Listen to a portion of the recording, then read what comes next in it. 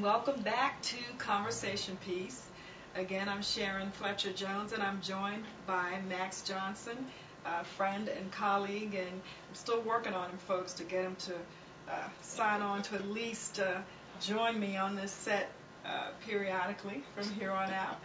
When we left, we were talking a little bit about entertainment, and just to keep it moving, what could be more entertaining than politics?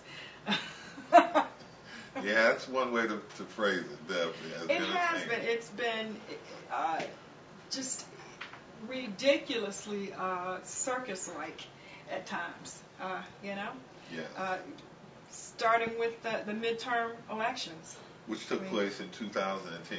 Yes. And led to a shift in the balance of power, if you will. Yes. The fact that the Democrats and the president controlled both houses, but lost that edge in the elections. Yes.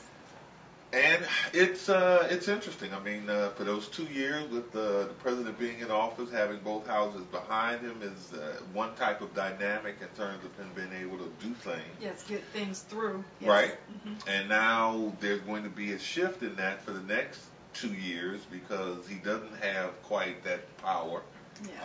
And he's going to have to deal even more with the Republicans to be able to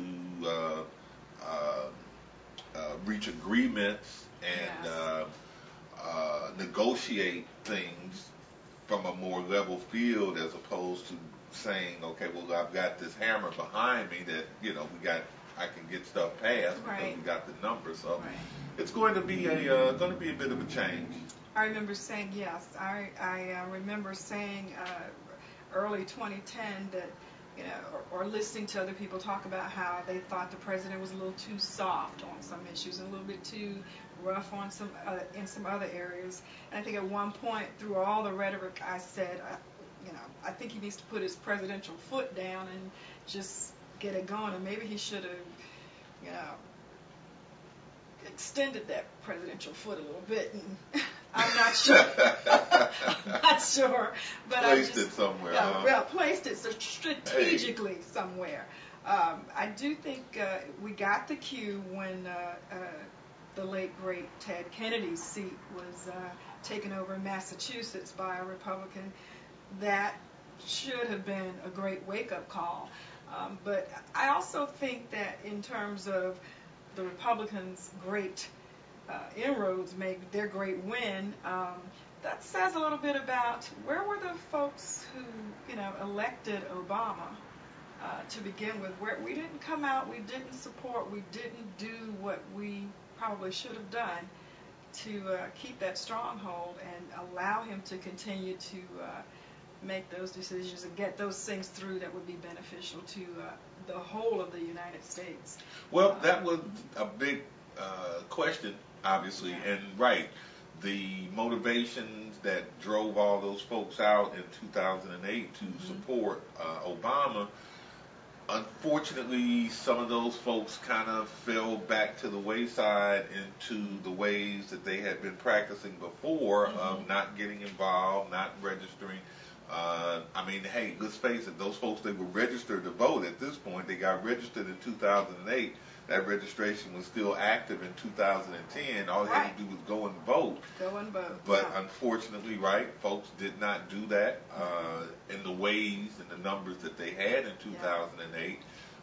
And kind of across the board, because that wasn't just a particular area, but that was everywhere. Yeah. And unfortunately, that's what happens. In Massachusetts, where Ted Kennedy was an institution for 30 years as a Democrat, but yet the first chance that there is the first opportunity to change, and those who were Kennedy supporters in the state didn't mobilize, didn't come out, and the Republicans were able to take over that seat.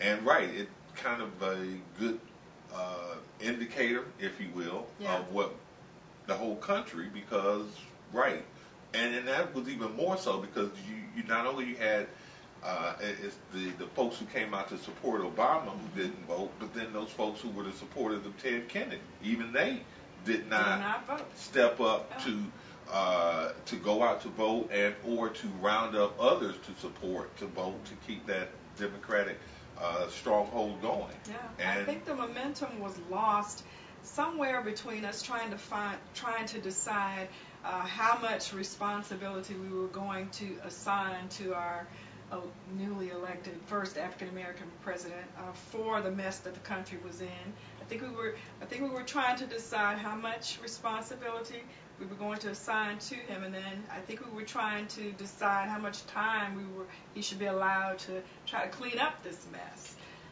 And I think there were some people who lost patience a little too soon and lost interest a little too quickly. I think that, and then we have a tendency, I think, to become complacent. We got this big job done. We got him elected now. Here you go. Take the reins. Go for it. You figure it out. You figure it out. You straighten it out. But it doesn't work like that. It does not work like that. And I think on both sides of the aisle, there were people in agreement that real change in this country to get the results we wanted, to get us back in good shape economically and everything going the way we really know it can. I think they all knew and have expressed it's going to take joint efforts of everybody. We can't put all our hopes on this one guy and say, here it is, go do it. It just can't be. So that and the fact that things don't happen overnight or quickly. And it was a great step to register folks, get those folks out to vote, to put him into office. And we need to continue doing that. But in order to continue to make improvements and make things better, people have to continue to be involved and to do stuff. No matter what it is, economy, social agendas, just helping out the country and people. These are continuing things that have to go forward. And an example of that was Obama efforts in 2010 concerning health care getting a national health care path, which, on the one hand, it's a great thing. We've been trying to do it for many years. On the other hand, people wanted to try to complain or criticize about the cost and what it meant to the country. But the politics get involved also. Because I suspect there are Republicans who do want to provide health care for people. But it's more important in many cases to fight the idea of this president doing something successful. Absolutely. More so than the good that can be done by providing health care. And so even though the idea is good, it still garners all this opposition.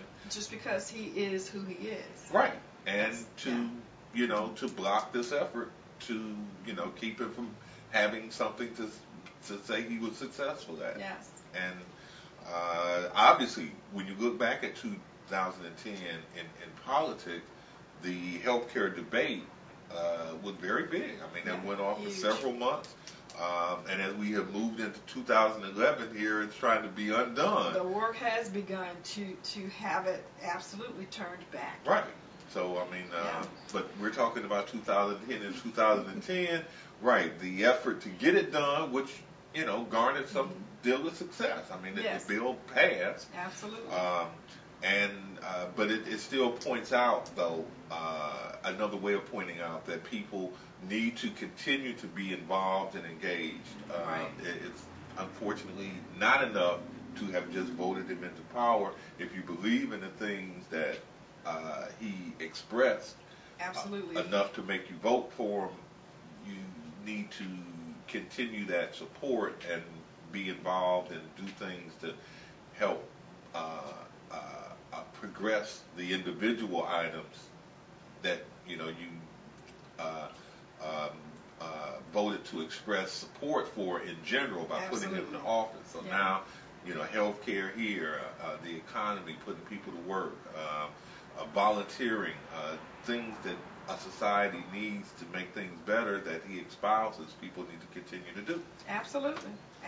I think that he and the First Lady, and I'm a big First Lady fan.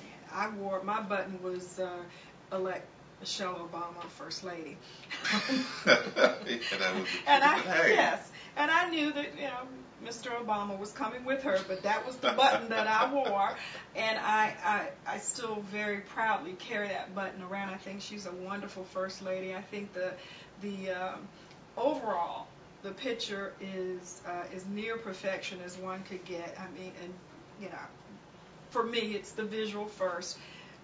She has it going on. Okay, yes, she does. She is. She's been compared to Jackie O. I think misspoken, but funny nonetheless. Joan Rivers referred to her as Blackie O. in a joke. Yes, she did. And and a lot of people took offense to that, but I think she's set her own. She's carved out her own space. I think she fills it quite well, not only as a First Lady, but and I tend to remind people that she, in fact, mentored him. It wasn't the other way around, okay? She mentored him. I look at her as a mother. She's trying to get the country moving, trying to get our youth. Her main initiative is against childhood obesity, which I think, along with the health care bill, those things are what are really important, because you can fight back and forth across the aisle about whatever else we're going to do, but if we're all gone, there's nobody here. It doesn't matter what we're going to do. Health's got to be important, definitely. Well, we're going to go to another break, but when we come back, we're going to have more of Conversation Piece with Max Johnson. Thank you.